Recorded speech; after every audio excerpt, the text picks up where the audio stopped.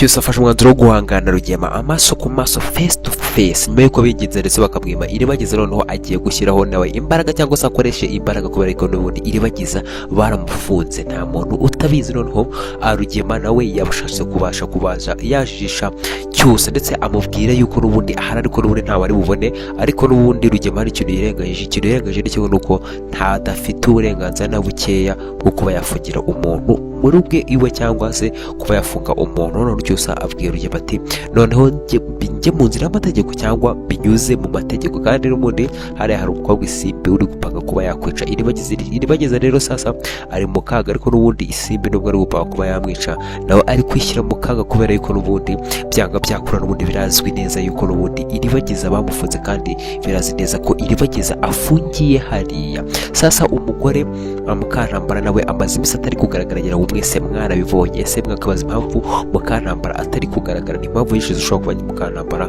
atari kugaragara, ariko nanone ntabwo wapfa kumenya neza niba ari akazi akirimo cyangwa se nimba yarahunze intambara, ariko ntabwo ntekereza yuko Mukantambara yakungwa intambara kuko n'ubundi akunda intambara. Ese uyu muryango wo kwa Cyusa cyangwa se ababyeyi ba Cyusa nawe bamufashe umwanzuro wo kuba bagira gute kuba bakwima amafaranga ndetse uyu muryango, ariko nanone indi side nanone mama Cyusa na mushiki n'umukobwa cyangwa se mama Cyusa n'umwana we Sylvie bari kuvuga ati reka amafaranga tuyabahe, ariko papa Cyusa ndetse na Cyusa ubwabo ntabwo ari kumva ko bagukuye kubaha ari amafaranga. Ariko Cyusa n'ubundi yazwikiriye aravuga ati sinshobora kuva ahangaha ndetse ntabwo nshobora gutera ngagenda ntabonye Iribagiza wanjye. Ariko Cyusa n'ubundi ahangaha n'ubundi asa nkaho byamurenze, kandi buze gukora icyo asabwa cyose kugira ngo abashe kuba yabona Iribagiza wiwe. Ese Cyusa ari buze kugana inzira y'amategeko, ari buze kujya mu mategeko kugira ngo ashimutishe cyangwa ashimuture Iribagiza, cyangwa ari buze kuba yabigenza kutagira ngo nibyo tugiye kuba twaganira byose, kandi maze kuba mwasobanukirwa, kandi tugiye kuba twamenya amabanga atandukanye ndetse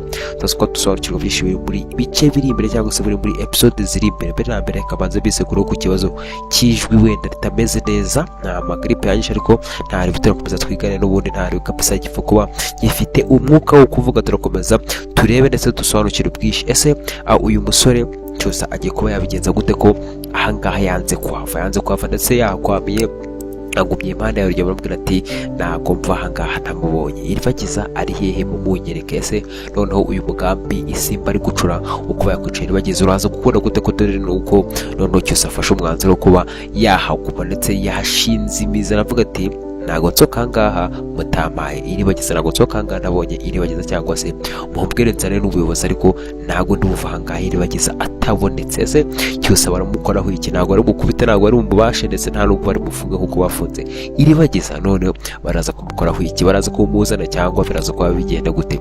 Ese murabona mwebwe birashya bishyira hehe? Ahantu bishya bishyira sasa Iribagiza uyu nguyu bazamutwara ndetse bazamutwara ku ngufu, kubera yuko n'ubundi nawe ni umukobwa mukuru cyangwa se umuntu mukuru ntekereza yuko umuntu ufite imyaka iri hejuru ya 20 n'ingahe ndetse umukobwa ukuze nka Iribagiza atajya imbere cyangwa se atafata umwanzuro wo kujya ahantu ngo umwitambika umubuze, kuko ntabwo ari umwana w'urujo wabatwaye. Ndetse ko byageruka kose n'ubundi igihe azaba arikuwe azaba afite uburenganzira cyangwa se azafite ubushobozi bwo kuba ashobora kuba yava hariya. Ndetse mwabonye yuko afungiye ahantu habi cyane, ndetse urugo barugize nka gereza, ndetse uyu mugabo ibintu ari gukora n'ubundi ni ugukomeza kwicukurira imva cyangwa se no gukomeza kwishyira mu byago, kuko gufungirana umuntu kuriya ni ibintu bitemewe kandi bihanwa n'amategeko. Gufungirana umuntu wawe ni biri mu bintu bigize icyaha, kandi icyaha gikomeye cyane, ko wafata umuntu ukamurokinga cyangwa se ukamushyira muri kasho yawe bwite. Wowe urinde, wowe ufunga umuntu, wowe uri umucamanza wahe, ububasha buhabwa nande n'umwana mutoya nabubwe ntabwo ushobora gukora ibyo bintu. None ufasha umukobwa nkuru w'inkumi, umukobwa ukuze mukuru, uramufungiranye ndetse umubuje kuba yasohoka hanze, umushyize muri gereza yawe wikore ku giti cyawe. Ibyo ni ibintu bihanwa n'amategeko, kandi ibyo biri mu bigize icyaha. None hari umukobwa rwose ari nk'ubuzi yitwa Isimbi rwose, dore ko umuryango wose umeze kimwe, ndetse imitima yabo yose ni imishari, imitima yabo yose nta bumuntu burimo ndetse nta n'impuhwe bagira.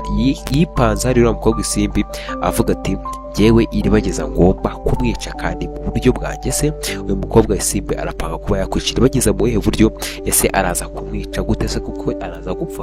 Iribagiza arugarijwe ndetse uko bimeze aho ngaha ntabwo yorohewe, akanjye nkubwiza ukuri yuko n'ubundi ukuri kuratsinda kandi iyo bikomeye biba bigiye kurangira. Aha ngaha biri kugana finali kubera ko n'ubundi ikigaragara nuko Iribagiza atazigera yongera ngo agaruke ngo abeho mu buzima busanzwe n'aba bantu, hanyuma yuko maze igihe kinini baramufunze biragoye yuko yaza ngo yongere kuba mu buzima ubumwe nabo, yongere kubana nabo neza ndetse yongere kuba yabana nabo nk'uko byari bisanzwe. Ubaza umuntu wagufunze ndetse akaba yagukorera ibintu nka biriya, ibaze mu muntu mwakongera kubana. Cyangwa ushobora kwibaza ati Cyusa ari buze ko yakoresha izihe mbaraga cyangwa se ari buze kuba yakoresha ubuhe buryo kugira ngo abashe kuba yabohoza Iribagiza? Se araza kujya mu mategeko cyangwa araza kuba nawe yahangana nabo nk'uko bari gukoresha ibintu nyine bitanyuze mu nzira cyangwa se bitanyuze mu mucyo? Ese wowe uratekereza yakoresha iki? Agende ajye mu mategeko, ajye kureganitsa avuga ati bafunze umwana w'umukobwa hariya ndetse baramufungira kubera iyi mpamvu, cyangwa n'ubundi agume hariya avuga ati ngomba kumutwara uko byagenda uko ariko kose? N'ubundi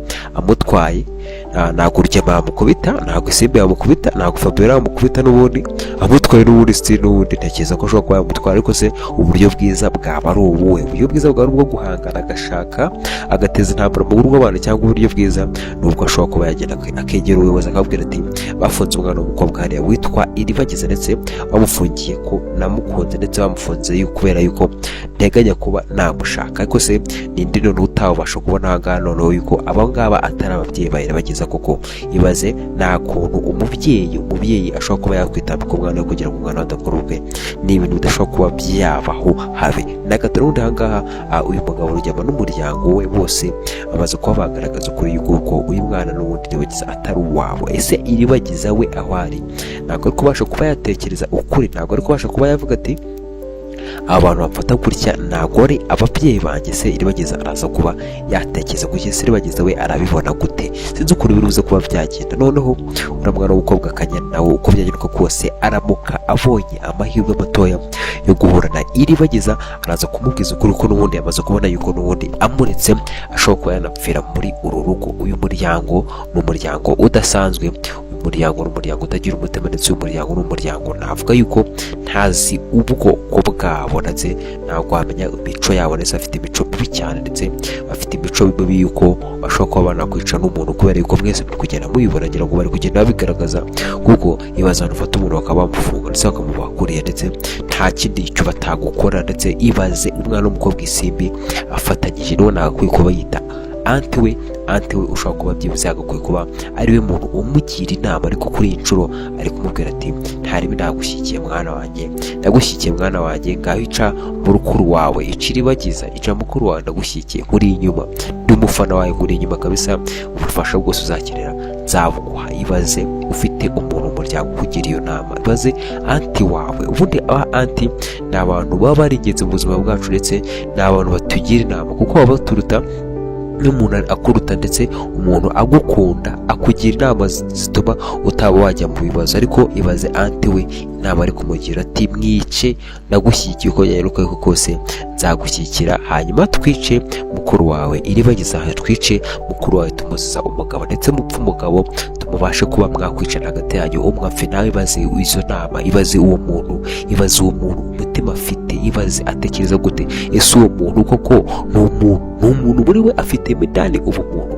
Ibaze umuntu ufata umwanzuro wo kwica mukuru we, ibaze Isimbi ufata umwanzuro wo kwica umuntu azi ko ari mukuru we, nibaze ko ari mukuru we koko by'ukuri, nibaze ko koko ari we mukuru we, ari umuvandimwe we, mutafata umwanzuro akavuga ati uko byagenda uko kose ngomba kubabaza Cyusa, kandi kugira ngo mubaze Cyusa nuko nica Iribagiza agapfa. Nawe itekereza icyo kintu kugira ngo akunda amubabaze ngo nuko yamutenda ajya kumuterinda byagenze gute? Ubundi niye mpamvu niba yaranamutenda koko cyangwa se bataramuteye, wenda ntabwo turabimenya cyangwa se tumaze kuba twamenya byinshi, tumaze kuba tubona yuko Cyusa n'ubundi abizi neza yuko yari yamanye n'uriya mukobwa, wenda ashobora kuba yaranamutenda.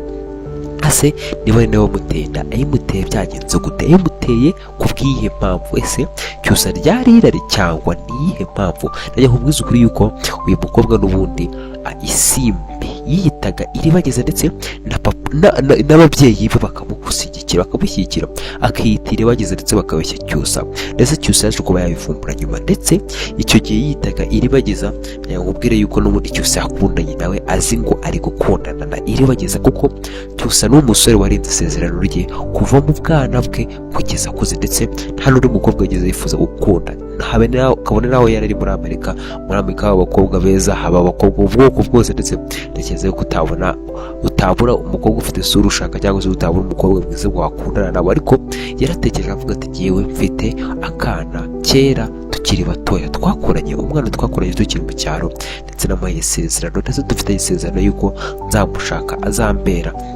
umugore kamubera umugabo. Afata umwanzuro ava muri Amerika, nawe gutekereza icyo kintu agira ngo wumve icyo kintu, wumve uburemere bw'icyo kintu. Ava muri Amerika zinaha mu Rwanda aje gushaka Iribagiza. Uratekereza ashobora kuba yava muri Amerika aje gushaka Iribagiza mu cyaro, ndetse akaba inaha mu Rwanda, ndetse akaba yahura n'umukobwa akabasha kuba yamugusha, kandi nyamara yavuye muri Amerika asizeyo abakobwa benshi. Tekereza ntago ashobora kuba yamugusha, nta mukobwa wamugusha, ndetse nta n'umwanzuro yari gufata uko yaryama n'undi mukobwa utari Iribagiza, usibye yuko n'ubundi baramubeshye baramukina, wasanga ushobora kuba bararyamanye, cyangwa se akaba ari cya gihe bari bamuroza. Hari igihe bigeze kumuroga, ndetse icyo gihe bamuroga bamufashe ku ngufu. Icyo navuga ariko navuga ko byagenze, ashobora kuba wenda ariko byanagenze, ndetse icyo gihe Cyusa akaba yari yataye ubwenge, bitekerezo ariko n'ubundi ashobora kuba yarateye inda isimbi muri icyo gihe, niba koko ari we wayimuteye. Ngatekereza nawe umusore wavuye muri Amerika aje inaha, ndetse umusore uvuye muri Amerika aje gushaka umuntu, urangiza umubwira ati subirayo udatwaye uwo muntu, cyangwa se urangiza umubwira ati subirayo uwo muntu waje gushaka ntawe ubona, uwo mukobwa ukunda ntawe ubona, ntabwo ashobora kuba yabimeretse, ntabwo nubwo mushobora kuba mwakumvikana. Cyusa ndetse akunda umukobwa Iribagiza, kandi Iribagiza akunda Iribagiza bakoranye, ni Iribagiza baziranye kuva bakiri batoya, ni Iribagiza yakuze avuga ati njyewe ngomba kuzajya gushaka umukobwa. Iribagiza akaba nubwo yari ari muri Amerika wabaye ubuzima bwiza, bafite amafaranga, aravuze ati njyewe ngomba kuzajya gushaka Iribagiza wanjye, ndetse umukobwa nkunda, umukobwa w'ubuzima bwanjye bwose, ndetse umukobwa narose, ndetse nakomezaga gutekereza, nakomezaga kwibuka, niwe ngomba kujya gushaka iwacu mu Rwanda. Uko byagirwaga kose n'ubundi yaje aje gushaka. Noneho aha ukuntu byumvikana uko nguko, ntabwo ushobora kubabwira ati subirayo udatwaye umukobwa ukora, cyangwa se twara uwo tugupfunyikire, reka tugupfunyikire, tuguhe undi mukobwa utiyubaha, tuguhe undi mukobwa utiha agaciro, tuguhe undi mukobwa wambara ubusa, umukobwa utekereza kuriya, ndetse umukobwa w'ikigoryi, umukobwa mubara gukoresha iryo jambo mwese ikigo cy'isimba, ariko impamvu mwese gutyo n'ubundi yakitinga nk'umuntu wagira ngo sinzi bayindiye ukuntu iba yifashe. Ngabwira ukuntu n'ubundi Cyusa ashobora kuba yasubira muri Amerika atabonye Iribagiza. Niyo mpamvu ndi kukubwira ati uko byari uko kose kuri kuzajya hanze, kandi Cyusa ndagira ngo mumare impungenge, ntashobora guhitamo undi mukobwa utera Iribagiza, ntashobora kugenda atajyanye Iribagiza, ndetse nta nubwo Iribagiza ashobora kuza kugira ikibazo, kuko Cyusa n'ubundi uko byari uko kose n'ubundi ntabwo yagenda. Uko byari uko kose waramutse wishyira Iribagiza, ubwo bisobanuye ngo niba wishyira Iribagiza yicara umuryango wo kwa Cyusa wose, kugira ngo hatazagira uzagushyira mu buyobozi, cyangwa se nakagena umwica bose, ubica bose, nibwo waba ukemuye ikibazo burundu. Ukabona nubwo n'ubundi wabica, hari abari kumushaka, n'ubundi hari abari gushaka Iribagiza, bari gushaka Iribagiza kugira ngo bamuzanire umuti. Uwo ni Emile na Kamara, ndetse mbwira wakwicira Iribagiza ukagenda uri muzima, no ntibishoboka. ndetse uko byagenda uko kose n'ubundi uba uri kwishyira mu kaga, kuko nkunda kubabwira ati ukuri kuratsira, ndetse ukuri guca mu ziko ntigushye. Ntibakomeze bamuhige, ntibakomeze bamurwanye, ntibakomeze bashake kumwica, ariko n'ubundi birangira David yishugura, ndetse bizarangira Iribagiza wacu, cyangwa se Iribagiza w'umukobwa umutima ufite umutima, abonye ukuri ndetse abonye ubutabera. Kandi uko bizagera uko kose n'ubundi abantu bari kwishyira mu kaga, bari kwishyira mu bibazo, kuko bazi ibyo bamukoreye, bazi ibyo bakoreye umuryango wiwe. Ndetse uyu Rugema ari umuntu utekereza kure, ari umuntu uzi ubwenge, kuko avuga ati dore ndi mu mitungo y'iwabo Iribagiza, dore ndi mu mitungo y'iwabo, dore mfite managinga buri kimwe cy'iwabo cyose, reka mbe nawe, reka abashe kuba yakwigenda, ndetse nigendera wenda biri amahirwe yuko atazigera amenya ukuri, biri amahirwe yuko atazigera amenya yuko nahitanye ababyeyi biwe, biri amahirwe yuko atazigera amenya buri kimwe, ariko n'ubundi umutima wakoze ikibi, umutima ukomeje kwinangira ndetse ari kumva ashaka kuba yamuguma ndetse akamubabaza ndetse akumva ko n'ubundi cyose arongora isimbi, ibaze kurunguza umukobwa wawe ku ngufu. Tekereza tukiri nawe umbwira ati uwo mubyeyi wundi usibye ubugoryi cyangwa se nawe ari ubugome buba bwarabarenze mu mutwe wawo, ari ukuntu wenda umuntu ubugome bumurenga umutwara akazana mu n'ubugoryi. Tekereza gufata mu mwana wawe n'ubundi wagakwiye kumukunda ugashaka kumushyingira umuntu utamukunda, ugashaka kumurongoza ku ngufu, icyo ni ikintu kibi cyane. Tekereza wowe uri nk'umubyeyi cyangwa se uri nk'umwana iwanyu bagashaka gukingira umuntu utagukunda, nabo babizi neza yuko atagukunda ndetse nabo babizi neza ko udakunda uwo muntu, ndetse uwo muntu kuko uramutse umusanzu wenda wazigera ugira amahoro, wazigera wumva utekanye mu buzima bwawe. Kubera iki abantu bakomeza gutekereza gutya? Kuko batekereza ibintu by'ubujiji nk'ibi ngibi, kuko batekereza ibintu by'ubugoryi nk'ibi ngibi, ibintu batakwiye kuba batekereza. Ntekereza yuko n'ubundi uyu mugabo Rugema aba ashaka kwikubira byose, yashaka kugira umukwe hariya cyangwa se yashaka kubona umukobwa we akunda, ndetse umukobwa we n'ubundi akunda we w'inyakuri abaye mu buzima bwiza, ndetse abanye n'umusore w'igitangaza waturutse muri Amerika iwabo bafite amafaranga, ndetse umusore kabisa mwiza, umusore buri mukobwa wese akwifuza kuba yakundana nawe, ndetse ibi byose bivuze yuko n'ukwikunda aracyashaka kwikubira n'ubundi. Mu Kinyarwanda bakunda kuvuga bati agatoki kakombye gahora gahinnye. N'ubundi umuntu wakoze cyane ubundi ahora ashaka gukora icyaha cyangwa se ahora anyotewe gukora ibyaha cyangwa se ahora anyotewe gukora ibibi. Niyo mpamvu uyu mugabo Rugema iyo bavuze ikintu kibi cyangwa se bavuze ikintu cy'ubuhemu, iyo bavuze ikintu cy'ubugome n'ubundi aba acyumva cyane, acyumva vuba, acyumva ako kanya, ndetse we aba yifuza ko yahemuka. Ese Emile na Kamarade biraza kuba byagenda gute? Bo uyu muti ko wamaranye igihe ndetse bagakwiye kuba barawutanze, bo biraza kuba byagenda gute? Ndetse twabonye yuko uriya mugabo cyangwa se umugabo wa mubyara wa Emile yaje kuba yavuga ati wowe Emile ndakwemerera uguma ahangaha, ariko Kamarade abe yagenda ndetse urwaze. So nawe bibutse ntabwo azi neza ibyawe cyangwa se gahunda bariho, ariko nubwo yabazize n'ubundi akuba yababwira ati bagende, ni ibintu byumvikana kubera yuko n'ubundi fata abagabo bane nurangiza bashyira umugabo mu rugo rwawe ubatunga. Abagabo ntabwo bapfa kubatunga ndetse ntabwo bapfa kubashobora, ariko nabo ntekereza yuko aricyo igihe kirarambiranye kandi igihe kirageze. Ntekereza yuko uko bahigwaga mu minsi yashize atari ko bakihigwa kuri uyu munsi wa none. Niyo mpamvu bagomba gushakisha uburyo ndetse bagakora uko bishoboye kose kugira ngo babashe kuba bageza umuti kuri iribagiza. Ese iribagiza n'undi umuti ko barawumugezeho ubute ko n'undi afunze, ko n'undi afungiranye, n'undi umuti wabasha kuba wamugeraho gute? Ariko nayo uvuze kuri yuko n'ubundi umuti uramutse ugeze uwaba wacyusa cyangwa se ukagera nko mu maboko ya Kanyana, uko byanyurwa kose bishobora gutinda bigashyira kera, ariko umuti ukazagera kuri iribagiza. Ariko n'ubundi ukuntu bigaragara nuko ibintu byose biri finali, ibintu byose biri kugana ku iherezo, ibintu byose biri kugana aho biri burangire, kuko n'ubundi kuri kugenda kumenyekana, ukuri kuri kugenda kugaragara, turi kugenda tumenya ngo ibintu biri kugana he, kubera yuko kugira ngo muri kuyibona. Ndetse mwabonye yuko n'ubundi uyu mwana w'umukobwa iribagiza n'ubwo afunze, bakaba bari gupanga kumwica. Ibi byose ni ikimenyetso kitwereka yuko ibintu bigiye kuba byarangira kandi ibintu biri kugana finali. Niba bageze aho bashaka kwica umuntu, kandi umuntu bashaka kwica ni Mena Gatrice cyangwa se niwe mukinnyi ngenderwaho wa filime we na cyose. Ibaze n'ubundi ntabwo ashobora kuba yava aramutse apfuye, nta filime ubwawe yapfuye. N'ubundi uko byanyaruka kose n'ubundi uyu mwana w'umukobwa iribagiza umutima we mwiza, kwihangana yagize kuva akiri umwana mutoya, kuva bamwanga akiri mutoya, kuva yamenya ubwenge bagakomeza bakamwanga, ndetse hakaza n'umukobwa Fabiola agafatanya na nyina cyangwa se n'uwiyita nyina, agafatanya na mukuru we Mukantambara, agafatanya na Isimbi. Icyo gihe uriya mwana w'umukobwa Kanyana ataranahagera bakamwanga bose, ndetse bakamutoteza ntibamwereke urukundo habe na ruke, ndetse bakomeza kumwereka ubugome. N'ubundi yabayeho yararokotse, n'ubundi ibi ngibi bibaye ntabwo ari byo bintu bibi byawe bibaye gusa, ntabwo ari cyo gihe cyonyine yaba afashwe nabi gutya gusa. Ndetse uko byaheruka kose n'ubundi uyu mwana w'umukobwa iribagiza n'ubundi azarenganwa, kandi nubwo bizagora. Ndetse muratekereza yuko cyose ari buze kubirikira aho ngaho gusa?